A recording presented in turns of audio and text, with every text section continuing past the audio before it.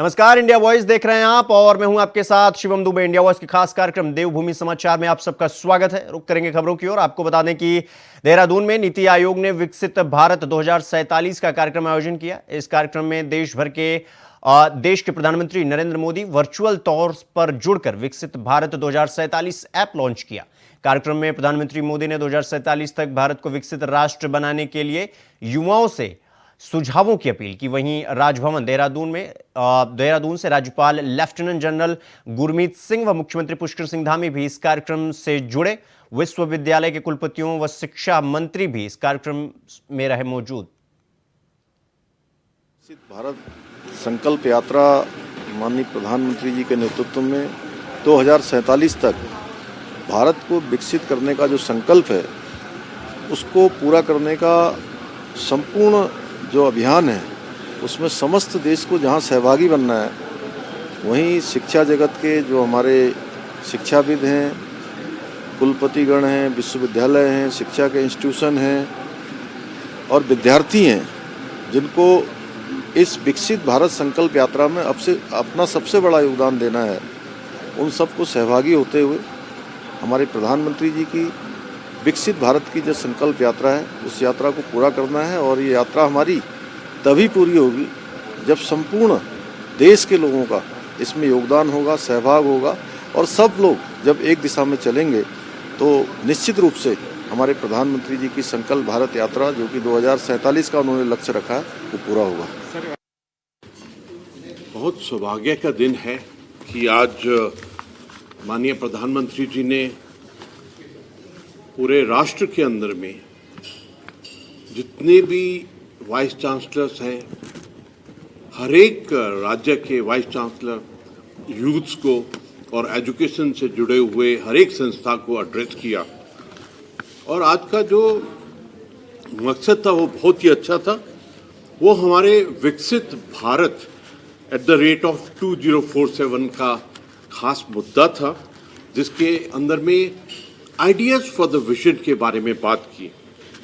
Target था हमारे youth और रिक्वेस्ट थी हर एक शिक्षक को कि किस प्रकार विकसित भारत का निर्माण करना है। उत्तराखंड के सीएम पुष्कर सिंह धामी ने अनुच्छेद 370 पर सुप्रीम कोर्ट के फैसले पर कहा कि यह जम्मू कश्मीर के लोगों की जीत है। मैं इस फैसले का स्वागत करता हूं। सीएम धामी ने सुप्रीम कोर्ट के इस फैसले का स्वागत किया है। कोर्ट ने उसको सही ठहराया है। ये निश्चित रूप से जम्मू कश्मीर की जनता की जीत है और श्यामा प्रसाद मुखर्जी जी के सपनों की जीत है। मैं सुप्रीम कोर्ट के निर्णय का स्वागत करता हूं। खबर देहरादून से है, जहां पीआरडी के स्थापना दिवस पर आज रैतिक परेड का आयोजन किया गया, जिसमें मुख्यमंत्री पुष्कर सिंह धामी ने परेड की सलामी ली। इस मौके पर विभागीय मंत्री रेखा आर्य और अधिकारी मौजूद रहे। इस मौके पर मुख्यमंत्री पुष्कर सिंह धामी और विभागीय मंत्री ने ड्यूटी के दौरान हुई पीआरडी के जवानों की मौत के बाद परिवारजनों को चेक भी वितरित किए। वहीं आज पीआरडी को अपना लोगो यानी निशान चिन्ह भी मिल गया, जिसका लोकार्पण मुख्यमंत्री ने किया। हम विशेष संवेदनाएं व्यक्त हुई है। 75,000 की धनराशि का चेक स्वयं फंसे विश्राम वीरों से लगातार बात करते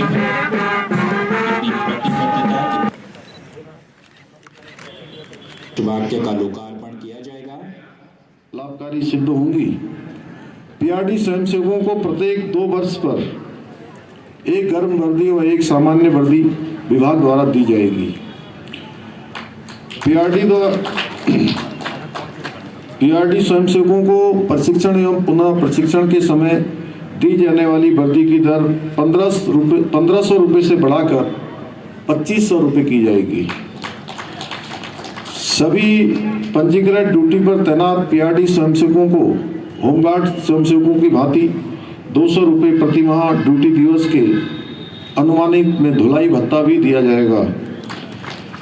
विकासखंड स्तर पर तैनात ब्लॉक कमांडर एवं न्याय पंचायत स्तर पर तैनात हल्का सरदार का जो मासिक मानदेय है उसको क्रमशः 600 रुपये एवं 300 रुपये से बढ़ाकर प्रति माह 1000 रुपये एवं 500 रुपये किया जाएगा।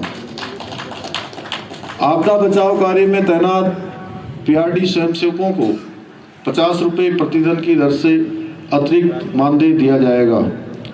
इसके अतिरिक्त अभी और भी आपके सब प्रस्ताव आए हैं, क्योंकि ये हमारे वित्त विभाग और सभी विभागों ने इसको देखने के बाद ये मैंने आप सबके समक्ष आगे के लिए घोषणाएं की हैं। जो अन्य भी प्रस्ताव आए हैं उन प्रस्तावों को भी हम लोग अपने आगे की हमने समीक्षा में और कार्यक्रमों में जो आगे कार्य रूप देना है उसमें रखा है।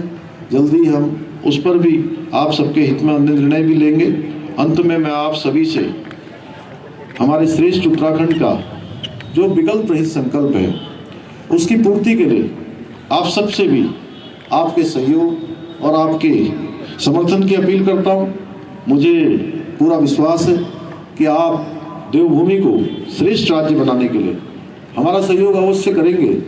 हमारे प्रधानमंत्री जी ने जो बाबा केदार की भूमि से और जितनी बार उत्तराखंड वो आए हैं हर बार उन्होंने एक विश्वास व्यक्त किया है कि आने वाला 21वीं सदी का तीसरा दशक यानी कि ये 10 साल आने वाले वो उत्तराखंड के साल होंगे।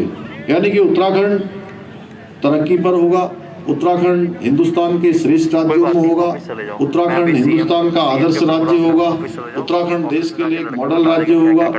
उस राज्य को बनाने का काम हम सबको करना है, क्योंकि प्रधानमंत्री जी के ये शब्द जहां हमको ऊर्जा प्रदान करते हैं, हमारा प्रोत्साहन करते हैं, वहीं उनके ये शब्द हमारे अंदर एक कर्तव्य बोध का आभास भी हमको कराते हैं। हमारे कर्तव्य के प्रति भी हमको कहीं ना कहीं अग्रसारित करते हैं कि हमको अपने कर्तव्यों में आगे बढ़ना है।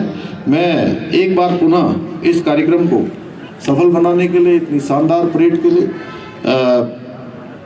और करने वाले हमारे सभी विभाग के अधिकारियों को, कर्मचारियों को, पीआरडी स्वयंसेवकों को आज के दिवस की बहुत बधाई देता हूँ, बहुत शुभकामनाएं देता हूँ। धन्यवाद। जय हिंद, जय भारत, जय उत्तराखंड।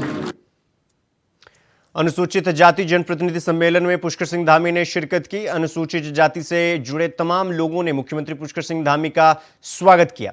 ढोल नगाड़ों के साथ सीएम का स्वागत किया गया। इस दौरान कैबिनेट मंत्री रेखा आर्य, प्रदेश अध्यक्ष महेंद्र भट्ट, विधायक खजान दास, अनुसूचित जाति के प्रदेश अध्यक्ष समीर आर्य मौजूद रहे। आपको बता दें कि देहरादून के निजी होटल में यह कार्यक्रम का आयोजन किया गया।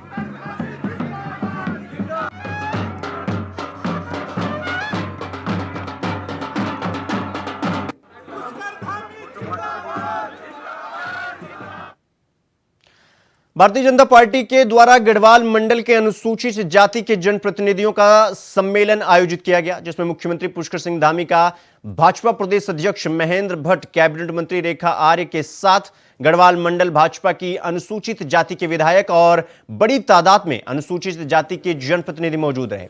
भाजपा प्रदेश अध्यक्ष महेंद्र भट्ट का कहना है कि केंद्र सरकार और प्रदेश सरकार के द्वारा जो योजनाएं अनुसूचित जाति वर्ग के लिए चल रही हैं, उनको अनुसूचित जाति के लोगों तक पहुंचाया जाए और उसका फायदा उन लोगों को मिले। इसी उद्देश्य से यह सम्मेलन का आयोजन किया गया है।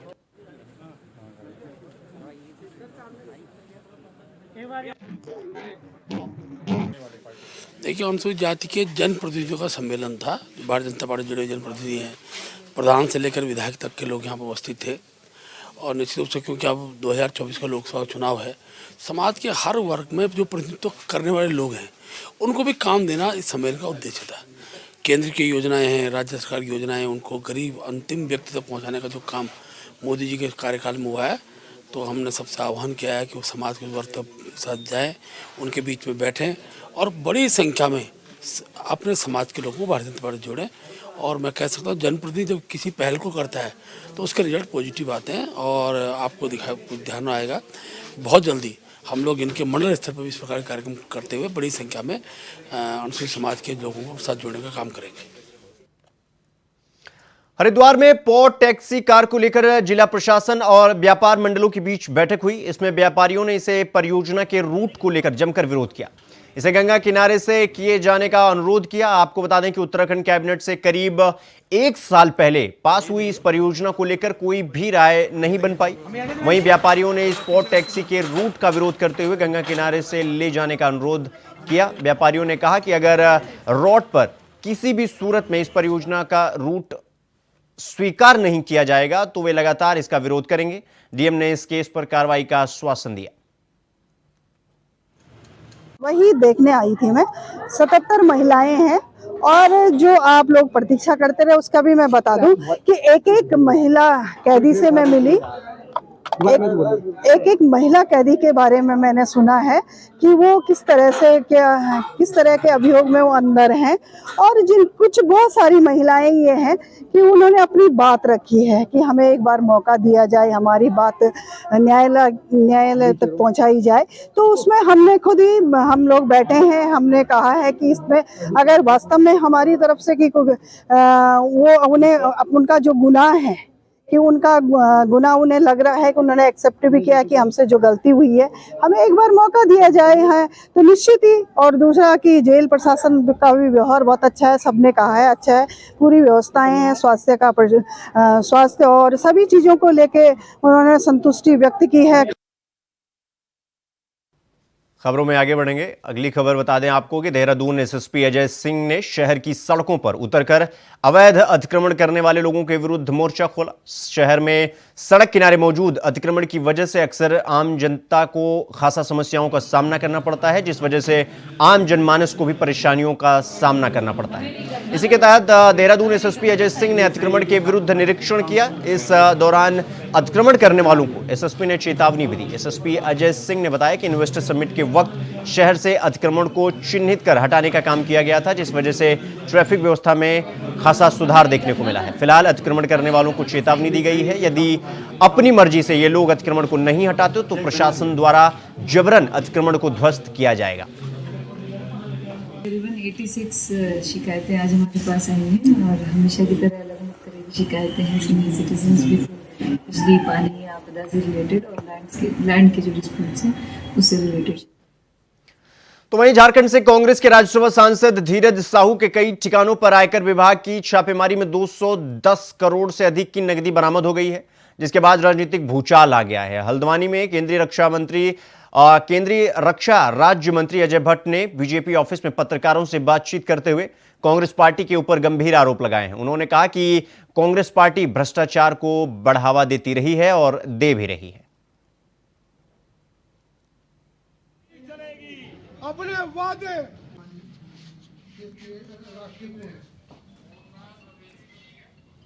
मैं यहाँ था नहीं तो उसमें जांच के जो पटवारी तो वही होंगे। नहीं तो मैं जल्दी करवा कुछ किया नहीं और पेमेंट कुछ का दिया ना कुछ का नहीं।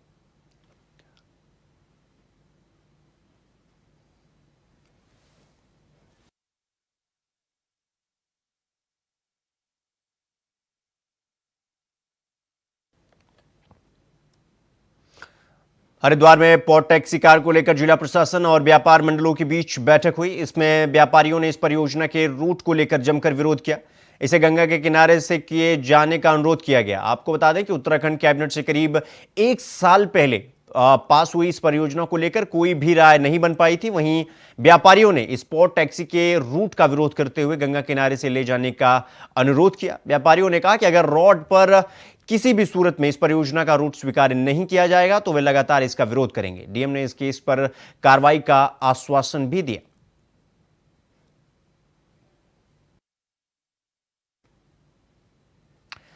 तो वहीं पौड़ी जिले में जल जीवन मिशन के तहत ग्राम सभा धनाऊ में चल रहे काम की गुणवत्ता पर ग्राम प्रधान और प्रधान संगठन के अध्यक्ष कमल रावत ने सवाल खड़े किए हैं। इस संबंध में गांव के प्रधान ने सीएम पोर्टल पर शिकायत दर्ज की और कार्रवाई न होने से नाराज प्रधान संगठन के अध्यक्ष कमल रावत ने जिलाधिकारी डॉक्टर आशीष चौहान से मुलाकात कर उनके माध्यम से मुख्यमंत्री को ज्ञापन सौंपा है। कमल रावत ने सीएम पोर्टल पर भी शिकायत कर ठोस कार्रवाई की मांग की है। ज्ञापन माने मुख्यमंत्री जी के लिए और उसमें जल जीवन मिशन से संबंधित कुछ शिकायतें या कुछ समस्याओं को उसमें लिखा गया। उस क्रम में एक्सीएम के स्तर से जो भी आवश्यक कार्रवाई वो भी की जा रही है। ज्ञापन माननीय मुख्यमंत्री जी के कार्यालय को भेजा जा रहा है। 1905 पे हम शिकायत करते हैं माननीय सीएम साहब का जो पोर्टल है जिसमें शिकायतों का निराकरण किया जाता है। तो मुझे लगता नहीं कि अगर ऐसे ही निराकरण किया जाता होगा तो ये धरातल ऊंट के मुंह में जीरे वाली जो बात है वो सिद्ध साबित होती है जल संस्थान के अधिशासी अभियंता के विभाग के द्वारा। अब मैं प्रकरण बता दूं अपने ग्राम सभा का कि मेरी ग्राम सभा में हर घर नल और नल में जल के तहत कार्य किया जा रहा है। संबंधित ठेकेदार द्वारा काम किया गया जो कि गुणवत्ता के आधार पे नहीं किया गया है। मैंने कई बार इनको कहा है कि जो आपके 50 mm के जो पाइप है पूरे 50 के 50 आप इस वाली लाइन पे लगवाइए, जिससे हमारे लिए गाँव में सहूलियत हो। ठेकेदार द्वारा मात्र उसके सापेक्ष 15 पाइप ही लगाए गए हैं और मैंने इसकी शिकायत अपने पोर्टल पे मुख्यमंत्री 1905 में भी की थी, पर आज तक देखा जा रहा है कि इस पर कोई भी कार्रवाई अभी तक अमल में नहीं लाई गई है। बड़े ही दुर्भाग्य की बात है कि 1905 में फोन करने के बावजूद भी कार्रवाई नहीं होती। आज मैंने डीएम साहब के माध्यम से सीएम साहब को एक ज्ञापन दिया है, देखता हूं भविष्य में कब इस पर कार्रवाई हो। देखिए, ये सारे के सारे ऊंट के मुंह पे जीरा है। भ्रष्टाचार का जो अंत है वो कभी समाप्त नहीं हो सकता है। ये सिर्फ दिखाने के लिए सीएम साहब को खुद हकीकत बयान नहीं कर पा रहे कि कौन सा आज यहाँ पे मेरे पास जो सीएम में पोर्टल में खबर आई है उसका निराकरण हुआ भी है कि नहीं हुआ। उसी संबंध में मैंने आज जिलाधिकारी के माध्यम से सीएम साहब को एक ज्ञापन प्रेषित किया। देवभूमि समाचार में फिलहाल अभी के लिए बस इतना ही। देश दुनिया की तमाम खबरों को देखने के लिए देखते रहे इंडिया वॉइस। नमस्कार।